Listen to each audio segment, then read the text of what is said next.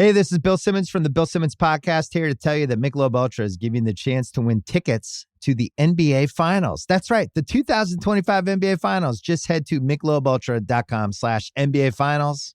Michelob Ultra courtside NBA Finals sweepstakes. No purchase necessary. Open to U.S. residents, excluding Maryland residents. 21 up. Begins at 9 a.m. EST on February 16, 2025. Ends on May 5th, 2025. See official rules at MichelobUltra.com/rules for price and details. Message and data rates may apply. Void where prohibited.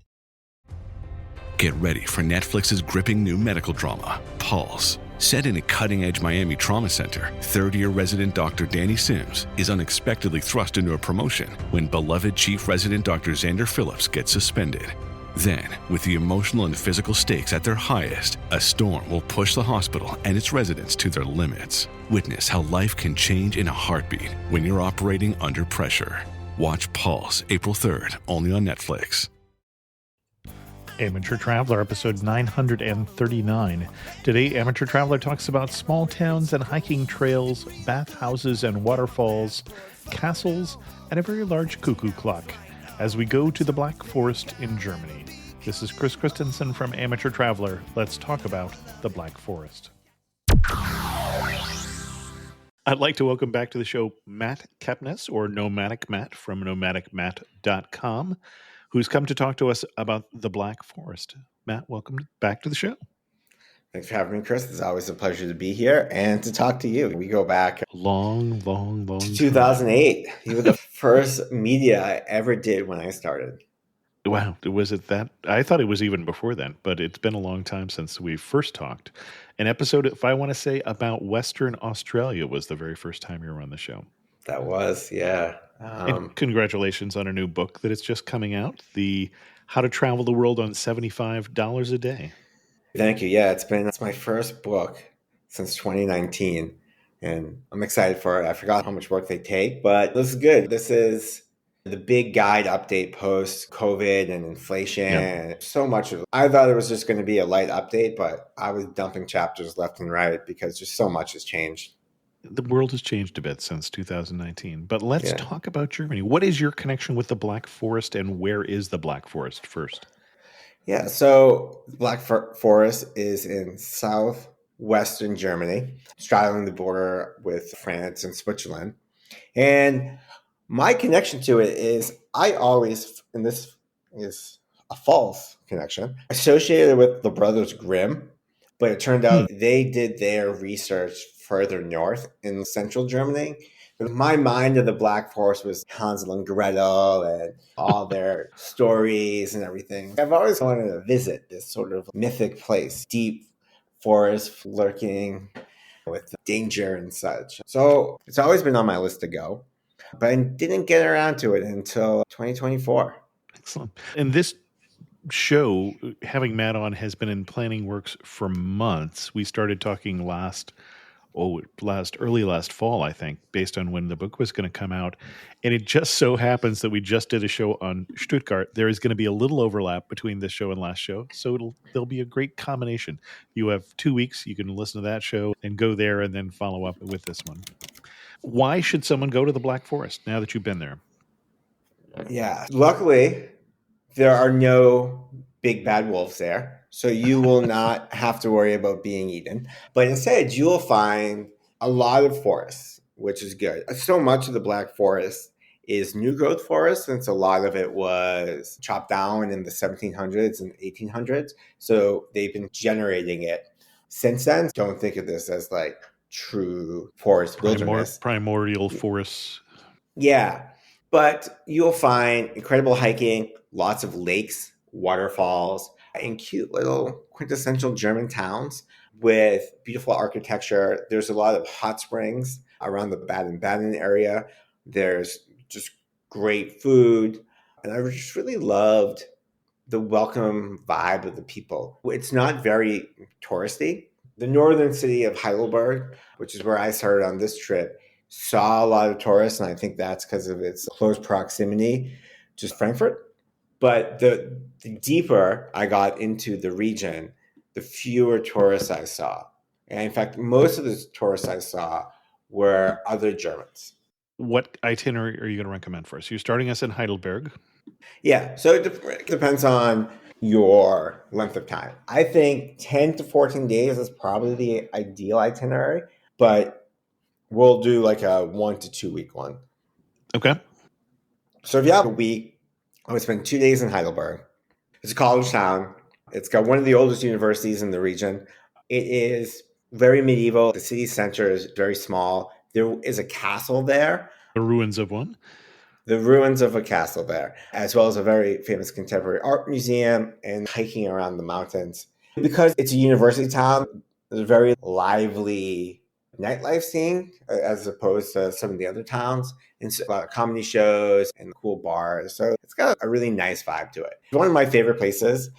I could have easily spent 4 or 5 days there just hanging out, lots of good eating and just hiking right from the city center, lots of viewpoints. Are there particular hikes you would recommend? You're saying lots of hikes in Heidelberg, and we're going to be talking about hikes. So if I can get you to be more specific about hikes, it's going to be easier for people to follow your footsteps here. From the city center, there are a lot of just small walking trails that go around perimeter of the city. It's not like a big trail, like you're going into the woods and then you are lost. You'll picture like just a city perimeter walking trail. And so just from the center of the town, you just go up to these viewpoints to the top of the suburbs and you get a good view of the city. Okay. If you're in the city, one thing I liked about Heidelberg is they have little maps, so you can always get your bearings, and you'll see the routes around. They'll just have a little arrow around to some of the viewpoints. You're not really hiking into the mountains. That's deeper into the Black Forest. Okay. Anything else you want to talk about in Heidelberg before we head on? We're spending 2 days there, eating the food, hanging out with the college students. Yeah, have you been to Heidelberg? I have been to Heidelberg a couple times. Yeah, it's a very lovely city. I love the old university jail. Did you see that when you were there? I thought it was funny. Mark Twain actually stayed there for fun when he visited Heidelberg, which I thought was really fun. They shut it down right before World War II. But yeah, students who acted out would go have to stay there for however long they were imprisoned there. And they used to write on the wall. There's lots of graffiti around. It doesn't seem like a real bad prison. They could do their work. They had meals. They had a bed. I mean, far worse prisons there. And if I recall correctly, Twain wrote about it in Innocents Abroad. Did he? Okay, I have not read Innocents Abroad. I haven't either, so that's why I say if I recall correctly. Yeah, it's been on my list. So I should get to it. This year is one of the years I want to just focus more on reading. I say that every year. Yeah. Okay. Where to after Heidelberg? So I would definitely head down to Baden Baden. This town is famous for its hot springs. And during the 18th century, they had their famous historic baths as well as a casino there. And actually, this is one of the most glamorous casinos during that time period. It was considered like the Monaco of Central Europe. All the rich and famous went there to gamble. I went there now. The casino in Monaco is slightly more glamorous. This one in Baden-Baden has seen better days. But now there's two bathhouses. You have the Friedrichsbad, which is the nude bathhouse, depending on how you want to go. But then there's the Caracalla bathhouse, which you can wear your bathing suit. And then there's the castle on top of the mountain, the Hausberg Mountain, the Baden Castle. I'm probably butchering that name. You can either walk up there or take a funicular. I took the funicular up and walked down. And there's the Central River that runs through the town. Their history museum is really good. I actually was very impressed by it. They do a very detailed history of all the ages of Baden-Baden in the region. And they do have an English language guide. Because normally in these small towns, they're not great history museums when you see them.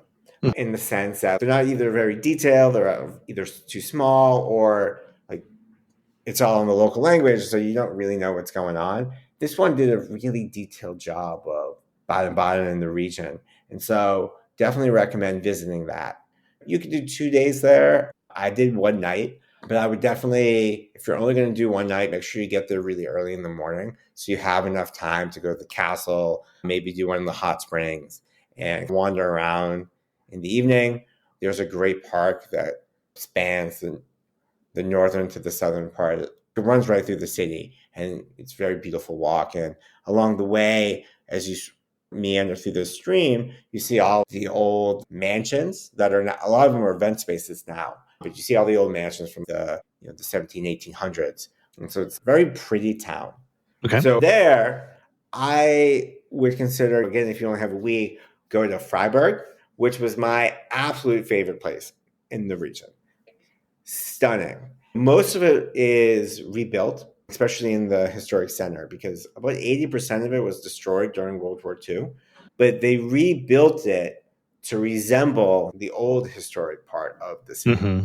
You go and you're like, wow, this is very beautiful. And you don't realize that actually it's just rebuilt to look like it was. But they have these things, and I get them butcher the German name, but they're Bachle, Bachle.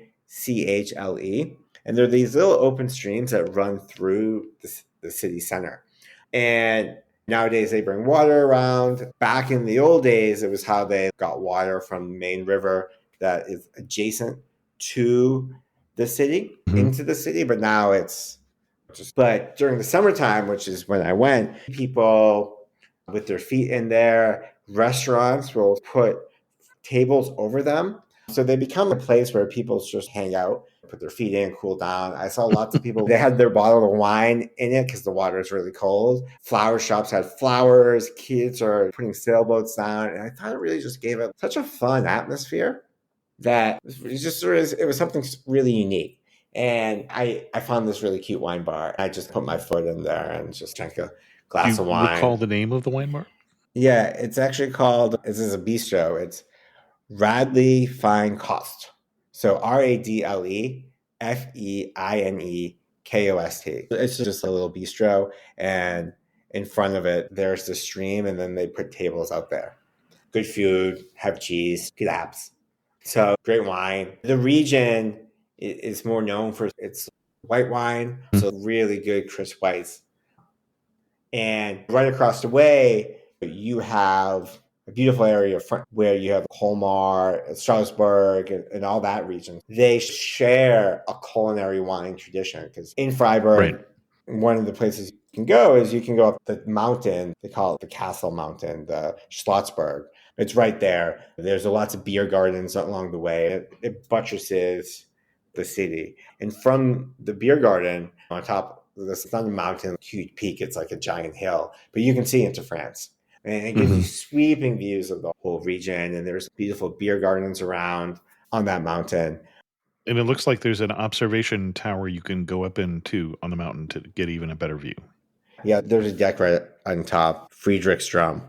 And it's really nice because you hike up, it's pretty steep. And so you get up there and you're like, I could really use a nice stein. And then there you go. There's a beer garden. Leave it to the Germans to always have a beer garden handy when you want one. And Freiburg is also a college town. So there's a big university there. So from that, not only do you get the liveliness of a university town, but you also get the affordable food of a university town. And so there's just tons of really nice bistros and markets and a very big international food scene because the region actually, Freiburg, is also a hub for renewable energy. Oh. So there's a lot of renewable energy firms in the area. So they bring in a lot of international people around. I met some locals there. We had some drinks. They showed me around. And they were just talking about how this area has become a hub for renewable energy, specifically wind and solar. One thing I'm curious about, because you and I have actually traveled together only once that I can think of, which was Iceland. And it was just by chance that we happened to both be there. At that time, you were contacting locals through couch surfing, not staying with them, but just meeting up with locals who were interested in meeting with travelers. Is that still what you use to meet locals, or are you just saying hi to the person next to you at the beer garden? I do say hi to people next to me at the beer garden. I still do that. Solo travel makes you really friendly at talking to others, because if you don't, you're just by yourself all the time. But nowadays, actually, post-COVID, one thing that has actually seen a resurgence for these meetups is Facebook groups. Hmm. So Couchsurfing and similar websites, they paywall themselves. So Right. you can't even access them without signing up. And so a lot of people felt that really ruined the ethos of what these sites were supposed to do. And so a lot of people turned to Facebook groups. And so I use one called Find a Travel Buddy. And it's one of the biggest ones out there. And I think a lot of the reason people have gone to these Facebook groups is you can then track people's internet profiles and make sure they're real. When Couchsurfing started in the early 2000s, it was really used by diehard travelers. So everyone was welcome and safe. And then as it grew, a lot of people started to use it as a way to hook up with other people, and it just became not a great place. Okay. It's on this group, you just say, hey, here's my itinerary, and if you're around, you'll either meet other travelers or locals. And this woman said, actually, I live in Freiburg. I'll meet up with you. She brought her boyfriend and one of her other friends, and the four of us we drank at that beer garden on the mountain with the great views. Then we walked back down to the center square to get a frosé near the church, the cathedral there. And then we went to another beer garden where we ate. I don't know what a frosé is, but... a frosé is basically frozen rosé. Okay. All right. So it's a slushy of Okay. Yeah, but it's with rosé. It gets you a little slightly buzzed. And then we went to a cocktail bar, and it was a great day. I had a really wonderful experience. Does it ever feel like you're a marketing professional just speaking into the void? Well, with LinkedIn ads, you can know you're reaching the right decision makers. You can even target buyers by job title, industry, company, seniority, skills. Wait, did I say job title yet? Get started today and see how you can avoid the void and reach the right buyers with LinkedIn ads. We'll even give you a $100 credit on your next campaign. Get started at linkedin.com/results. Terms and conditions apply. I can say to my new Samsung Galaxy S25 Ultra, hey, find a keto-friendly restaurant nearby and text it to Beth and Steve. And it does without me lifting a finger. So I can get in more squats anywhere I can. 1, 2, 3. Will that be cash or credit? Credit. 4.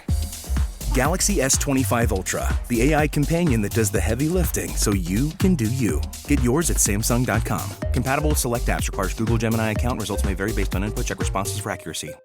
Ryan Reynolds here from Mint Mobile with a message for everyone paying big wireless way too much.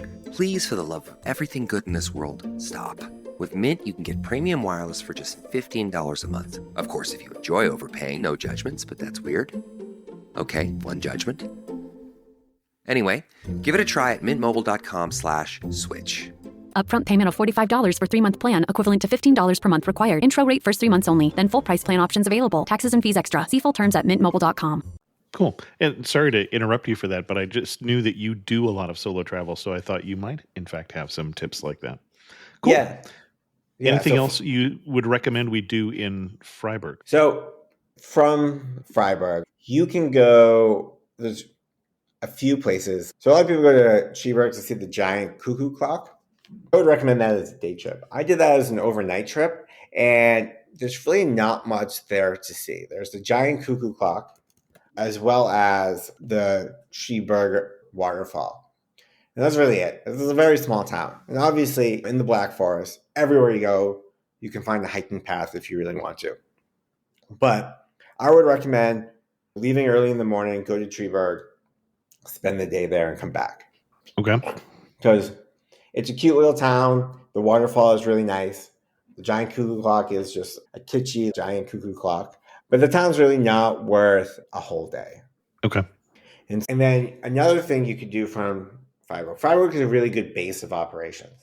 Is from there you can go hike the Ravenna Gorge, which is an easy half or full day hike from the city. You take the train out to the starting point, and then you do a giant loop from there. It takes you through this gorge, a beautiful waterfall, these small farms from farming villages, and you just do a giant loop, and then you're back, and you take the train there. You could do it as a half-day thing if you want to take the smaller loop, or a full day if you want to take one of the larger loops. Okay. And I'm seeing there are places we're on hiking trails, and there are other places we're on paths attached to gorge walls and things like that. So it's a variety of walking surfaces and views. Am I got the right idea in mind? Yeah, so you start off in town, right? And Mm-hmm. it's very well timed because Mm-hmm. there's not much in this town other than people come to hike this one trail. So you start from town, you go through the town, 5 minutes to hit the end of town. Then it's a gravel road that follows the stream, and then you get to the entrance of the gorge, and you go through the gorge, and you get out of the gorge. And you can stay in the gorge. A lot of people, they go swimming, they sit by the water, because you get to this part where that's a little dammed, because you just have an old dam there. And you can stay there, and then from there you walk through farmland. You're around. Some of the times it's covered, sometimes it's not. One of the things you think about with the Black Forest, you think, oh, it's a lot of forest, but it's actually called the Black Forest because of the dark color of the trees, not because it's this dense forest where no light shines. And a lot of it is farmland, and so your hike, at least on this hike specifically, you're hiking through a lot of farmland. So bring sunscreen, because if you do it during the summertime, you will be exposed a lot. Okay. And my picture here is you're not very far from Switzerland, and it's a similar vibe to hiking in the Swiss Alps is what I'm seeing, plus more forest hikes. Yeah. No, the mountains aren't as high. Yeah. It's more large rolling hills. Okay. But you are very close to Basel. I think the train line's a little, maybe an hour 15 or so. Okay. And so here you are in Freiburg. And so from there, that's about a week. But if you were going to add in more time, you can go to Offenburg, which is a small medieval town. It's right after Baden Baden. It means open borough. And it's famous for its medieval city wall, medieval houses, and churches. It actually started as a Roman settlement. And you'll actually see a lot of Gothic, Baroque, and medieval styles. So there's a whole host of different architectural eras in this little town. It's very pretty. It's very small. So you could either do it sort of if you're going from Baden to Freiburg, you can stop along the way. It's big enough to warrant a full night in the region, in the town. Okay. And then you could also go to Europa Park, which I didn't get to on this trip because it was totally booked out. But like everyone I talked to, when I said, "Oh, I'm going to the Black Forest," they're like, "Oh, are you going to Europa Park?" It is a hugely popular European Disneyland, right? So it's a giant theme park. You think of it like it's very Epcot-esque, and it's lots of rides, roller coasters. It's Europe themed, and so that's a fun activity, as I hear. It's close to Offenburg. I would totally recommend it if you have the time. I didn't have the time. And then when I was like, forget about it, I'm going to do it. I will find the time. It was all booked up. Okay. So it's definitely a place. When I was talking to the tourism board about this in advance, definitely, if you're going between June and September, you're definitely going to want to book like in advance. Because you can stay in the park or you can stay near the park in the nearby town of Rust. But you'll need to book in advance, yeah. Okay. Another really great hike around the Freiburg area, and this is a whole day hike, is I can't butcher this name. The Zur Weribach waterfall hike. Zweribach. Okay. One thing I really liked about this region is, and I think this is very common for most of Europe, is all the hiking trails are interconnected, right? And you start from this town, you probably want to have a car to do this one. My friend drove me to the entrance point of the park, and you just get there and there's lots of trails. So it's like a park trail region, but this waterfall specifically has an intersection of trails that kind of meander through the region. So I saw a lot of bikers, not cyclists. Mm-hmm. There's small farms that sell traditional German food. It's very pretty. You're going through a mix of farmland and forest. But what's good about this forest is that it was one of the first areas to be left back to nature. There's other than the trail, they maintain nothing. So they're really trying to get back to that, as we were talking about, primordial forest. So for me, this is my favorite day of the trip in terms of hiking because it felt like I was really in the woods. Okay. And so it's an easy day trip from Freiburg. Okay. But would recommend a car. If you look it up on the map, you will see that it's not that far. And what's really fun is along the trails, and this is actually true in the Ravenna Gorge, is people maintain these little kiosks that's totally on an honor system. Beer, food, water, wine, and you just put your euros in and there you go. Okay. Yeah, it's really nice. I like the fact that people are honest. I was telling my friend who was hiking with me, I feel like if this was in the States, people would just take it all and walk away. Probably depends on where you're in the States even, but there's still places in the States where people don't lock their front doors. Yeah. It's true. That's true. It's also, while you're here, depending on how you drive, what road you take, there's a place called Plattenhof, Platenhof. It's a restaurant, Plattenhof Gasthaus restaurant, working farm. And that's a good place to get a really good, hearty German meal. It's a family-owned spot. The food comes from the farm.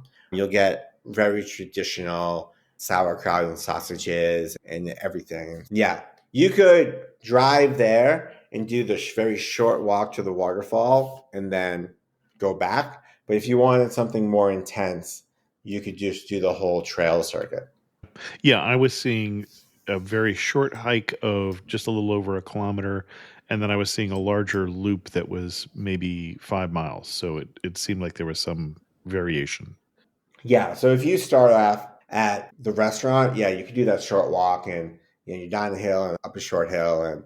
But if you wanted something to go deeper into that, you would just keep going, and you could there's a series of interconnected trails that form either a circle or depending on, you could go hike, and you could hike all the way back to some further towns if you want. Like I said, the trails are all connected, so you can make it into a day hike or a multi-day hike. Totally up to you. Cool. Where to next?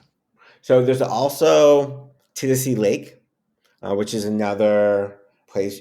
Again, from Freiburg, you take a train. You can take it right to Titisee. It's about an hour. It's actually right past the Ravenna Gorge, so you could stay there. It's very famous with a lot of Chinese tour groups there. Actually, I was actually Why Chinese tour groups? Do you know? I asked the tourism board, and they didn't know. They thought it was maybe because it's so close to Freiburg that it's just an easy day trip. I was there for the night. On this lake, it's very beautiful. You can do all the lake activities, rent a boat, kayak. You could hike around the perimeter of the lake. Again, everywhere you go is hiking. It's a very scenic lake. The town was nothing special. But yeah, there was a full-on Chinese restaurant there. The workers were Chinese. The menu was for Chinese food. It was all tour groups. That was very interesting. But while I liked it, I think a better lake, if you have the time, is Schluchsee,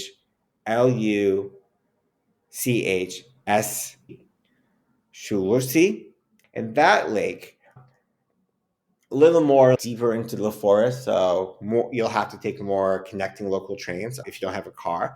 But that's a little bit more popular with German tourists because it's a little further away and it's not as convenient to get to. Still as scenic. Walk around the perimeter. There's a town there. You can do all the normal lake activities you can elsewhere.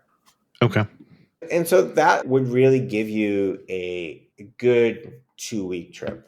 And from there, you could go deeper into Germany. You could go into Switzerland. You could go back north. You could go to Stuttgart. And I've got an episode for you if you want to go to Stuttgart. So yeah. Yes, Stuttgart is the top right corner of the region, right? And then basically there's a Highway 81, that cuts down, and that marks the right side. And then the border with France is the left side, and then the southern border with Switzerland is the southern border. So it's a very condensed region. Some questions for you about the Black Forest. So where are you staying? Are you staying in local hotels? Are you staying in guest houses or? Yeah, so in the larger cities, you'll find some of the international chains. So if you Mhm. are a points person, when you the Marriott or whatever, the larger cities will have that. But for the most part, these smaller towns are really small local guest houses that you're going to find on booking.com, lots of Airbnbs, locally owned by small little families. Did you have any memorable ones that you would recommend? It's going to sound bad, but I did not. Yeah, you can edit that out. I didn't really stay in any place I thought was, wow, I really want to stay here again. They were just all like generic places, mid-range budget hotels that did the job, but weren't something I'd be like, you have to stay here. Okay. Other than the giant cuckoo clock, anything particularly different about the Black Forest area or any surprises for you? I think the biggest surprise was just how developed the region was. My perception would be that would be more rural and more rugged. I pictured just a lot denser forests, more smaller towns, a little bit more off the beaten path. But what I found was, and again, this comes to my ignorance of the region as well as my misconceptions, thanks to the Brothers Grimm, was that there were a lot of towns here. There was Sure. a lot of universities. Freiburg was a lot bigger than I thought. They have a giant festival every year. Heidelberg was bigger than I thought. You're so close to the French border. You got Strasbourg there. A lot of people come, they'll be in Strasbourg and they'll take day trips into the region. Sure. My friends in Freiburg were like, yeah, when we want cheese and wine, it's only 45 minutes by car. So we'll just drive over, go food shopping, come back. The fact that there's a major theme park in the region, I found very interesting. You just think of the region as just like this outdoorsy part of Germany where it's just only hiking and backcountry stuff and, Okay. wolves. Before we get to our wrap-up questions, is there anything else people need to know before they head to the Black Forest? If you're going from Heidelberg to Baden Baden, Offenburg, anywhere down that line, those are all the major towns. And so they're You say very down that railroad line. down that railroad line. And then because from Freiburg, easy to go into Basel. Right. Those are all well connected by high-speed train, really easy to get to. And you can take the train all the way right to the Frankfurt airport too. So very easy to get to from there. Yeah, I mean, I left from the Frankfurt airport right Yep. to Heidelberg. And so lots of connections, lots of departures. Once you want to go inland more, then you're really looking at infrequent trains, slower trains, and more connections. So as you plan your trip, even from Freiburg to Triberg, it's not that far by car, but if you're taking the train, you have to connect a couple of times. And it took me like 3-4 hours just to get there. And so as you're making your way into these smaller lakes and into these smaller villages to hike, if you're not going to have a car, when I was talking to the tourism board, that was their first question. Oh, are you renting a car? I don't drive. And so keep in mind the infrequency of buses as well as trains. And it being Europe, Sunday, the departures are even fewer. Good to know. Yeah, no, it definitely someplace I think I would probably rent a car. And I know people are a little intimidated by how fast the Germans drive on the Autobahn, but on country roads like this, I find you wouldn't find any difference from driving at home. Mm-hmm. Except a lot more Mercedes-Benzes. But yeah. You're driving through these mountain towns. People do drive normally. They're not going 200 miles an hour down the Autobahn. Nope. Excellent. As we get to our wrap-up questions, you're standing in the prettiest spot that you saw in the Black Forest. Where are you standing and what are you looking at? Prettiest spot. I'm by the waterfall. Okay. Zwierbach waterfall. And I'm looking at that. To me, that was just like, I love a good waterfall. There's something very soothing about the sound of water. And I just sat there and watched it for 20 minutes. Very calming. Excellent. One thing that makes you laugh and say only in the Black Forest. Only in the Black Forest. It's a good question. I don't know if I have an answer for this. Okay, I would say one thing that makes me laugh and only in the Black Forest is the large portions of hearty food. I found that everywhere I went, I'd be like, oh, let me have a good meal. And it's just like all the traditional restaurants want to showcase the heartiest of German meals.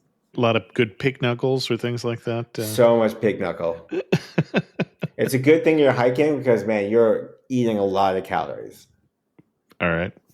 And if you had to summarize the region in 3 words, what 3 words would you use? Historic. Or does it have to be a sentence, or can I use 3 random words? There's no rules. Okay. Historic, relaxing, green. Excellent. Not black. Oddly enough, despite the name. Yeah. Our guest again has been Nomadic Matt Kepnes, again, the author of the just released book, How to Travel on $75 a Day?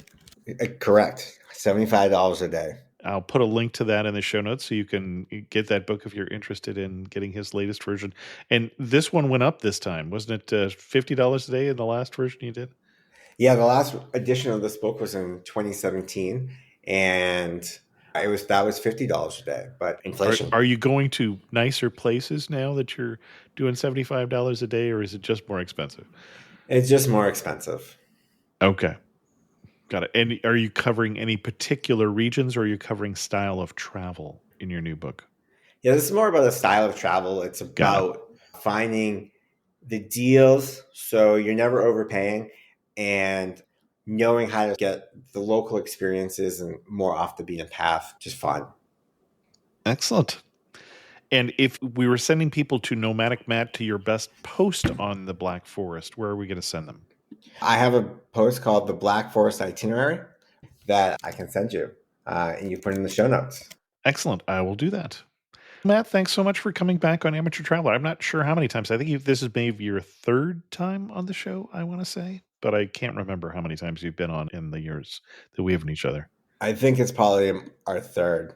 I don't think I haven't really been on since maybe 2016, 2017. It's been an age. It's been an age. It's been a hot second for sure. I've known Matt since he was in his 20s, and darn it, he still looks like he's in his 20s, and I hate him for that. But other than that, flattery will get you everywhere, Chris.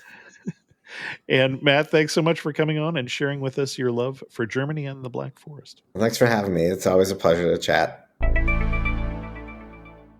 The #1 selling product of its kind with over 20 years of research and innovation. Botox Cosmetic, out of botulinum toxin A, is a prescription medicine used to temporarily make moderate to severe frown lines, crow's feet, and forehead lines look better in adults. Effects of Botox Cosmetic may spread hours to weeks after injection, causing serious symptoms. Alert your doctor right away as difficulty swallowing, speaking, breathing, eye problems, or muscle weakness may be a sign of a life-threatening condition. Patients with these conditions before injection are at highest risk. Don't receive Botox Cosmetic if you have a skin infection. Side effects may include allergic reactions, injection site pain, headache, eyebrow and eyelid drooping, and eyelid swelling. Allergic reactions can include rash, welts, asthma symptoms, and dizziness. Tell your doctor about medical history, muscle or nerve conditions including ALS or Lou Gehrig's disease, myasthenia gravis, or Lambert-Eaton syndrome, and medications, including botulinum toxins, as these may increase the risk of serious side effects. For full safety information, visit BotoxCosmetic.com or call 877-351-0300. See for yourself at BotoxCosmetic.com. This episode is brought to you by the Toyota Grand Highlander. From daily routines to life-changing adventures, the Toyota Grand Highlander is spacious, powerful, and ready to take on life's grand challenges. Advanced safety features and innovative technology give you confidence for whatever life throws at you. And it's available in a hybrid Nightshade Special Edition, which includes sophisticated gloss black exterior accents and 20-inch black alloy wheels. Learn more at toyota.com/Grand Highlander. Toyota, let's go places. Good night, itchy eyes. Good night, sudden sneeze. Good night to your symptoms of allergies. Xyzal is the allergy medicine you take before bed. It provides powerful relief while you rest your head. Not just all night, but all the next day. Xyzal keeps working, keeping allergies at bay. And without those annoying symptoms disturbing your rest, you can wake up the next morning feeling your absolute best. Remember, be wise all. Take Xyzal. At night. A special thanks to the patrons of the show who help support Amateur Traveler financially. If you're interested in learning more about becoming a patron of the show, getting the show with no ads and a little early, and also getting a monthly Zoom call, then go to patreon.com/amateurtraveler. I had a couple comments about the episode we did, just episode 937 on travel to Genoa and Liguria in Italy. Jeff Ulf said, another great episode. I want to add another unique destination in this area, Seborga, or the Principality of Seborga. It's classified as a micronation, and listeners can Google its history. I visited in October. It's a small medieval village on a mountain top, and the locals are very proud of their, quote, principality. There are numerous references to the Knights Templar inhabiting the village. There is a parish church and a Templar church. You can see 3 countries from the overlook. It's worth a quick visit. Jeff. Thanks, Jeff. Had not heard of that before. And Anthony also left a comment on this episode that said, this episode took me right back to Genoa. My wife and I visited with our 2 kids in 2024. San Lorenzo Cathedral and the Galata Maritime Museum were brilliant, and the museum was a great spot to explore with kids. For folks on a longer trip, something else to consider is a ferry that runs between Tangier Med, Morocco, and Genoa. Nice cabins and decent dining options. Depending on the season, there can be a pool and some other entertainment too. Thanks, Anthony.